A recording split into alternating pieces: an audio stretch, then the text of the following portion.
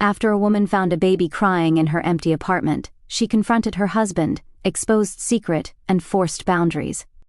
Emily Hartwell lived with her husband Michael in an apartment in a quiet residential neighborhood about 30 minutes by subway from downtown Chicago. She worked as a freelance editor for a small publishing company, mainly handling articles for women's lifestyle magazines. Her husband, Michael, worked as a systems engineer at a local information technology company. They had been married for 5 years and deeply loved each other. From the beginning of their marriage, they had talked about having children. Both Emily and Michael wanted to have a baby someday, but they felt it was not the right time yet. They planned to build their careers and achieve financial stability before starting a family. However, watching their friends have children one after another sometimes made them feel envious. Emily maintained a superficially good relationship with Michael's parents, Barbara and Robert. Barbara was a gentle and kind woman who was actively involved in volunteer work at their church, including reading to residents at local senior facilities. Robert, on the other hand, had a methodical and serious personality, though he occasionally showed stubborn tendencies. Emily respected her in-laws and they had accepted her as family. However, there was an undeniable subtle distance between them. This distance became more apparent whenever Michael's sister Jessica came up in conversation. Jessica struggled with drug addiction. Her problems had troubled the family for years, and she had repeatedly been in and out of rehabilitation facilities. From the time Emily first met the family, Jessica's presence had been a heavy burden. Michael loved his sister, but was exhausted by being constantly affected by her behavior. The decisive incident occurred 2 years ago on Thanksgiving Day. At a family gathering at his parents' house, $300 was stolen from Emily's purse. No one noticed at first, but Emily discovered it after returning home and called Barbara the next day to discuss it. Barbara apologized tearfully and admitted that Jessica had stolen the money to buy drugs. This incident prompted Emily to make a clear declaration in front of the family. "I will never have anything to do with that person again. I am sorry to Michael, but this is my limit." Michael understood his wife's feelings and said he would distance himself from Jessica from then on. The in-laws also promised to respect Emily's decision. Since then, Jessica was rarely mentioned in family conversations. Michael would occasionally give brief updates such as Jessica entering rehab again or doing well, but Emily did not delve deeply into the topic, accepting it as her husband's family matter. Now Emily and Michael's life was peaceful and happy. Both felt fulfilled in their work, and they spent weekends going to movies or walking in nearby parks. While they were not without concerns about the future, they believed they could overcome anything together. Their apartment was on the first floor of a 2-story building with 8 units total. They had only casual greetings with their neighbors, but there were no troubles, and it was a quiet, comfortable environment. The building manager, Mr. Johnson, was kind and trustworthy, always ready to address any problems immediately. Emily woke up every morning at 7 o'clock, made coffee and had breakfast with Michael, then left for work at 8:30. Michael also left at the same time and both typically returned home around 6 o'clock in the evening. They lived orderly lives and never caused any disturbance to their neighbors. One morning, as this peaceful routine continued, Emily opened the front door to leave and noticed a small folded white piece of paper at her feet. "Can you imagine making $10,000 a month just from YouTube all from home? That is exactly what I did with Edit Stories. No face, no voice. Check the link in the description if you are curious." She could not tell whether it had fallen from the mailbox slot or if someone had slipped it under the door. She picked it up and unfolded it. Handwritten words in blue ballpoint pen jumped out at her. "The baby's crying during the day is too loud. Please keep it quiet." Emily gasped. She read the letter several times, but the content remained the same. It was a complaint letter from a neighbor about a baby's crying being too loud. However, Emily did not have a baby. Moreover, during the day, both she and her husband were at work, so no one should be home. They did not have any cats or dogs in the apartment. They always kept the television volume low and did not have a habit of playing music loudly. Clutching the letter, Emily looked around. No one was in the hallway wrapped in mourning silence. The other residents' doors were quietly closed. Was this letter really meant for her? Perhaps it was delivered to the wrong address. However, although the letter did not include an apartment number, it had clearly been placed in front of her door. Emily checked her watch. It was almost time to leave for work. There was no time to think about this mystery. She shoved the letter into her handbag and hurried toward the subway station. At work, she was busy with editorial meetings and proofreading manuscripts, leaving little time to think about the morning incident. However, during lunch break, the letter came back to mind. Emily decided to consult her colleague Sarah. "This is weird," Emily said in a low voice. "But this morning there was a strange complaint letter at my apartment. It said the baby's crying was too loud." Sarah frowned. "But you do not have a baby, right?" "That is right. And no one is home during the day. It might be a misdelivery, but it is unsettling." "Why do not you talk to the building manager?" Sarah suggested. "Maybe other residents have made similar complaints." Emily liked that suggestion. When she got home, she would immediately ask Mr. Johnson about it. That evening, Emily returned home a little earlier than usual. Michael was not back yet. She knocked on the manager's office door. "Mr. Johnson, could I have a moment of your time?" Mr. Johnson greeted her with his usual kind smile.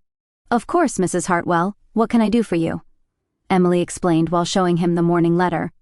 "Actually, I received this complaint letter, but we do not have a baby and we are not home during the day. Have any other residents made similar complaints?" Mr. Johnson took the letter, adjusted his glasses, and read it carefully. After thinking for a while, he shook his head.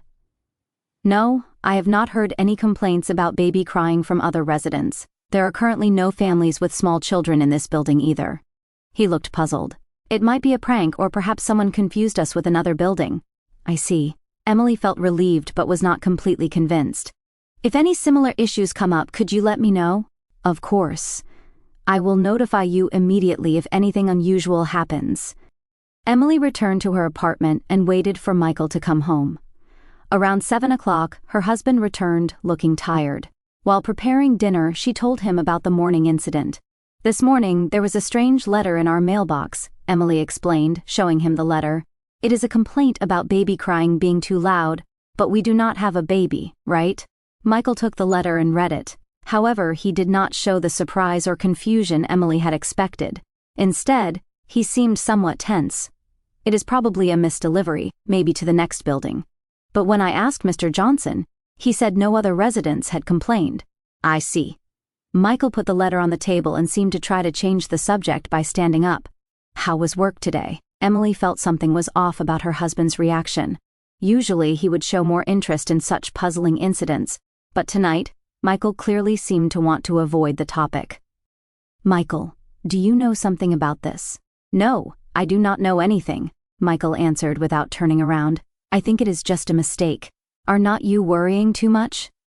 That night, Emily could not sleep. Her husband's attitude bothered her greatly. Why had he been so eager to avoid the topic? Was he hiding something? The next morning, Thursday, as she was about to leave home as usual, she found another white piece of paper in the same place. This time, she picked it up with trembling hands. "The baby's crying continues. Please take action. If this continues, we will have to report it to the management company." This letter was written in an even stronger tone than the previous one. Emily's heart pounded violently. She felt as if someone was watching them. However, there was absolutely no way baby crying could be heard. She could not concentrate, at work either. Her colleague Sarah noticed and spoke to her with concern. "Emily, are you okay? You look worse than yesterday." "I got another similar letter," Emily answered quietly, this time with an even stronger tone. "That is creepy. Why do not you consult the police?" "But there is no actual harm." Emily hesitated. "I do not think it is at the stalking level yet." However, that afternoon, the situation worsened further. Emily's cell phone rang from an unknown number. "Is this Mrs. Hartwell?" It was a woman's voice, seemingly elderly. "Yes, it is. I am a resident of Oak Street Apartments. I am calling about your baby." Emily was confused. Oak Street Apartments was the official name of the building where they lived. "I am sorry, but I do not have a baby. There must be some mistake." The woman on the other end was clearly puzzled, "But I can definitely hear crying during daytime hours. It seems to come from the back room on the first floor." The back room on the first floor. That was definitely Emily and Michael's apartment location. "We are at work during the day and not home. There must be some mistake." "Is that so?" The woman's voice sounded doubtful, but I can definitely hear it. "Perhaps someone else is there." After hanging up, Emily was filled with confusion and anxiety. Multiple people were hearing baby crying, but she did not have a baby. What was going on? That night, when she told Michael about the second letter and the phone call, her husband seemed even more upset. "Emily, it must be some kind of misunderstanding. You should not worry about it too much. But someone called. Everyone says they are hearing it." Michael was clearly uncomfortable. "I will talk to the manager tomorrow. There must be some mix-up." However, Emily could not believe her husband's words. Michael was hiding something. That conviction weighed heavily on her heart. Friday morning, a third letter arrived. This time it was not written on stationery, but on a yellow sticky note. "Final warning, stop the baby's crying." Emily made up her mind. She could not stand it anymore. To find out the truth, she decided to leave work early today and return home during the day. Emily asked her boss for early leave, citing a headache. Indeed, the events of the past 3 days had given her a real headache. Her colleague Sarah saw her off with worried eyes. "Be careful," Sarah said quietly. "Call me right away if anything happens." On the subway, Emily noticed her palms were sweating. What if she really heard baby crying? Was it a hallucination or was something actually happening? Michael's unnatural attitude also bothered her greatly. She arrived at the station nearest to the apartment around 2 o'clock in the afternoon, usually a quiet residential area in the afternoon, but today everything felt ominous to Emily. As she approached the building, her heartbeat quickened. Standing in front of the apartment, she stopped for a while and listened carefully. However, she heard nothing. Only bird chirping, and the sound of cars passing in the distance. Maybe it really was just a prank after all. She opened the first-floor entrance and walked toward her apartment door. The hallway was wrapped in silence. Standing in front of her door, she took out her keys while listening once more. That is when it happened. Faintly, very quietly, but unmistakably, she heard a baby crying. Emily froze. She felt the blood drain from her face.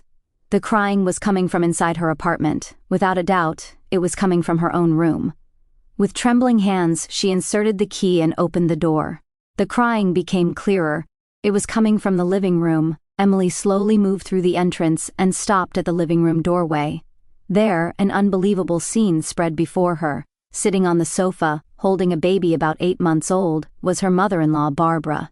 Barbara was soothing the baby while gently singing a lullaby. The baby was waving tiny hands and occasionally fussing and crying. "Barbara?" Emily's voice was shaking. Barbara turned around, and when she saw Emily, her face went pale. She tried to stand up while still holding the baby but stumbled from the shock.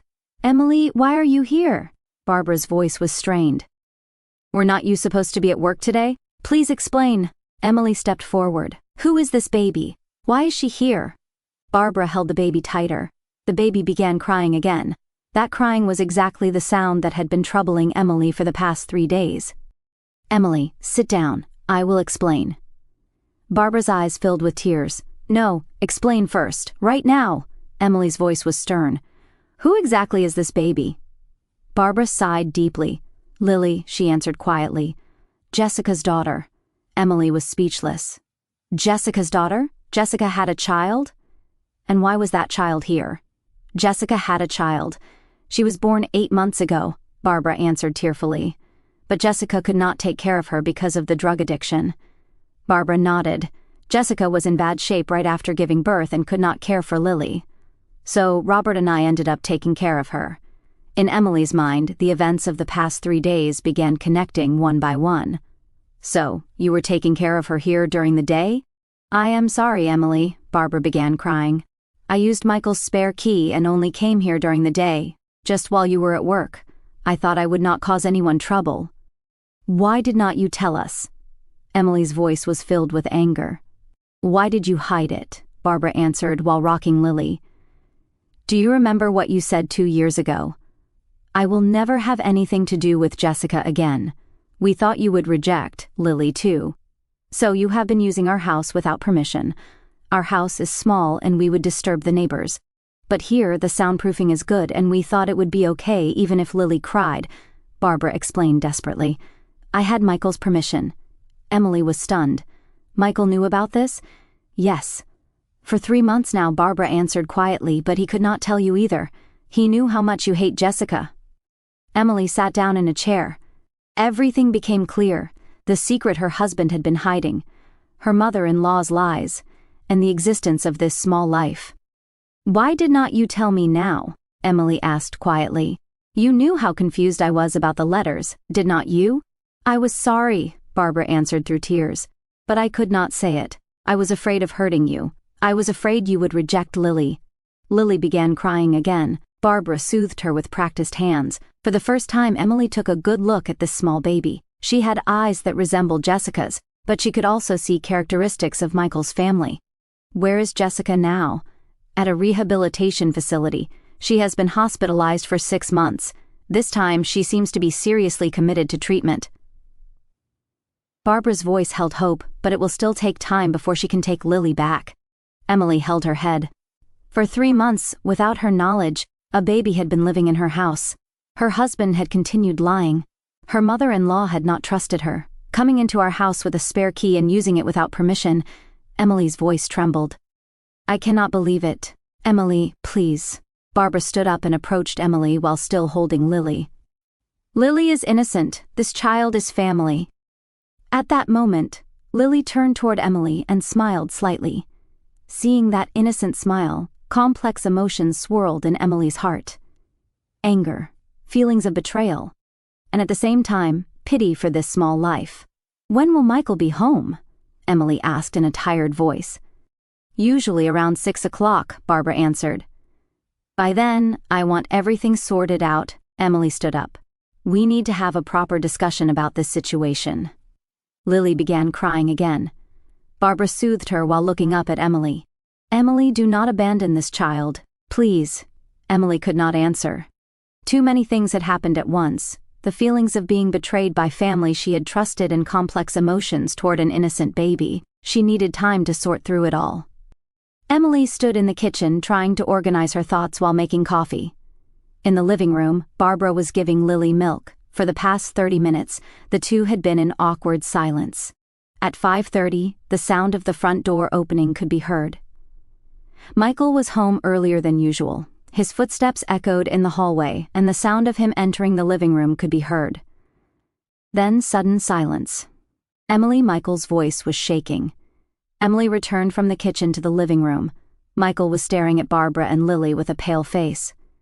"I would like an explanation," Emily said calmly. "Everything." Michael sat down in a chair and held his head. "Tell me from the beginning."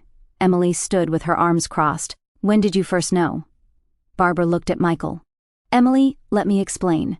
"No, I want to hear it from Michael." Emily's voice was stern.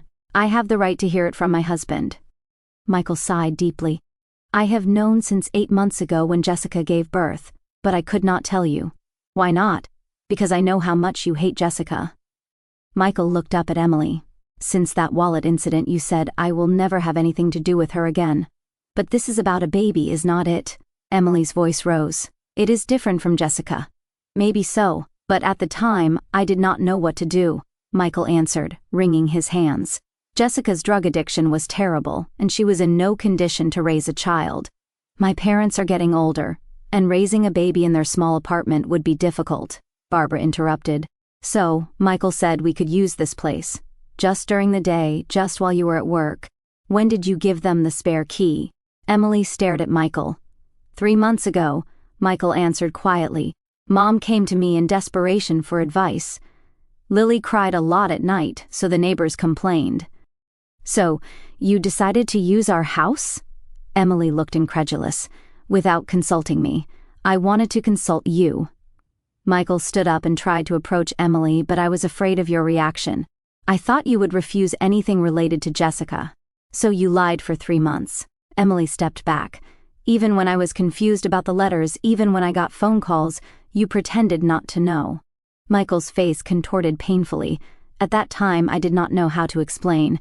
"Michael," Emily's voice was quiet but filled with anger.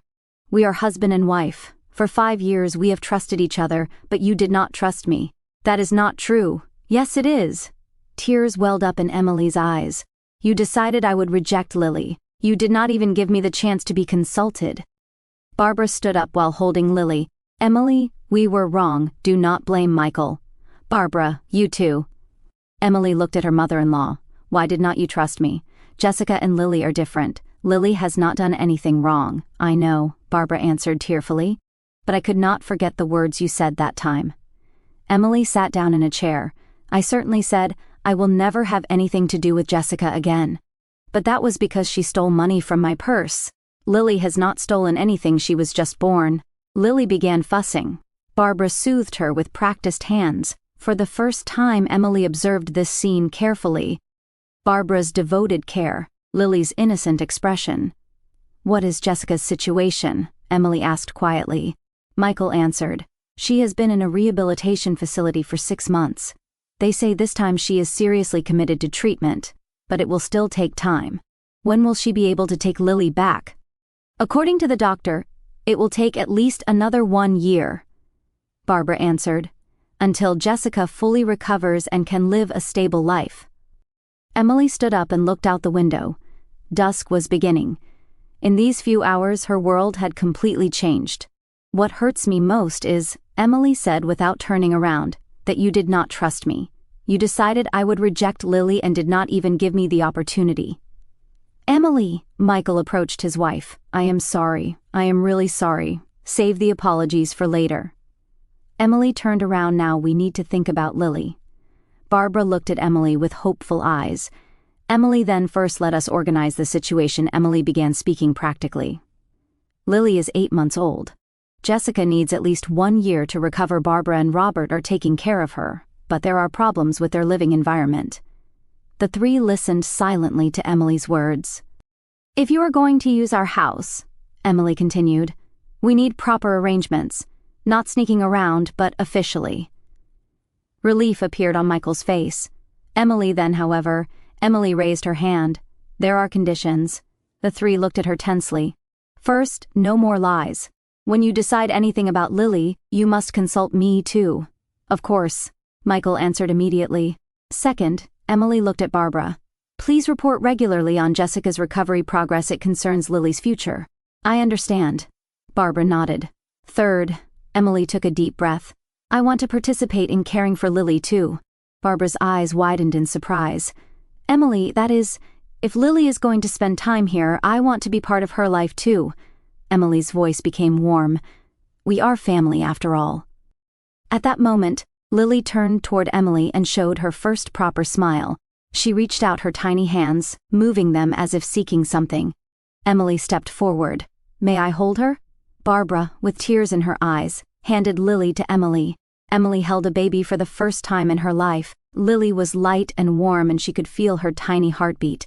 Hello, Lily, Emily whispered gently. I am Emily, nice to meet you. Michael and Barbara watched this scene with tears in their eyes. This small life was working to reconnect the family in a new way. 3 months later, Emily was feeding Lily milk while looking at the autumn leaves outside the window. Lily had learned to crawl and was exploring the house. Her bright laughter had become indispensable music in this home. Good morning, ladies. Michael entered the living room from the kitchen with a coffee cup. He gently stroked Lily's head as he sat next to Emily. She heard Daddy's voice. Emily spoke to Lily. Lily excitedly flapped her tiny hands. Last week, a family meeting was held. Participants were Emily, Michael, Barbara, and father-in-law Robert. During these 3 months, Robert had taken time to accept the existence of his granddaughter, Lily. He had a stubborn side and could not forgive Jessica's past actions. I do not understand, Robert said sternly at the meeting. Jessica has betrayed the family many times. She might do the same thing again. However, when he read the letter from Jessica that Barbara brought, Robert's expression softened slightly. The letter detailed life at the rehabilitation facility, conveying that Jessica was seriously committed to recovery. Particularly the words, I want to change for Lily. I want to become a mother my daughter can be proud of, moved the entire family. According to the doctor, Jessica is recovering well. Barbara reported, there is even a possibility she might get overnight leave permission next spring. Emily made this proposal at the meeting when Lily turns 1. Should not we start visits with Jessica? Of course, gradually under professional guidance. Robert thought for a long time, but finally nodded. Lily needs a mother. If Jessica has really changed, perhaps we should give her a chance. Currently, while Barbara and Robert were Lily's official caregivers, Emily and Michael were handling most weekdays. The arrangement of spending weekends at the grandparents' house and weekdays at the couple's apartment had become established. Emily had adjusted her work schedule and increased her work-from-home days. The publishing company was understanding and allowed flexible working arrangements. Michael also took parental leave and actively participated in caring for Lily. Emily. Michael looked at his wife. I am really grateful that you accepted Lily. If you had rejected her at that time, I could never reject her. Emily smiled. Looking at this child, you can tell. Lily is pure and innocent, born to be loved. Lily finished her milk and began falling asleep on Emily's shoulder. Her tiny breathing could be heard. I think about Jessica sometimes, Emily said quietly. What she feels while working on rehabilitation. How painful it must be not to see her daughter. You are kind. Michael squeezed his wife's hand. At first I thought you would not forgive Jessica. I thought so too at first, Emily reflected. But the moment I held Lily, I realized blood relations are mysterious. This child is Jessica's daughter, but at the same time she is our family too. In the afternoon, Barbara and Robert came to pick her up. Lily was scheduled to spend the weekend with her grandparents. Barbara looked much brighter than before. Emily, thank you as always, Barbara said while receiving her granddaughter. Having you here really helps. I am the one who is happy to have Lily, Emily answered sincerely. This child has taught us a new form of family. Robert had also lost his former stubbornness and looked at Lily lovingly. Next month, we plan to start video calls with Jessica, he said. We want Lily to remember her mother's face. Emily and Michael saw the three off at the entrance. Lily was waving her tiny hand from inside the car. She will be one next month, Emily leaned against her husband's arm. Time passes quickly. It does. Michael embraced his wife. This year has completely changed our lives. It is a good change. Emily smiled. Family is not just about blood relations. It is about love, responsibility, and acceptance.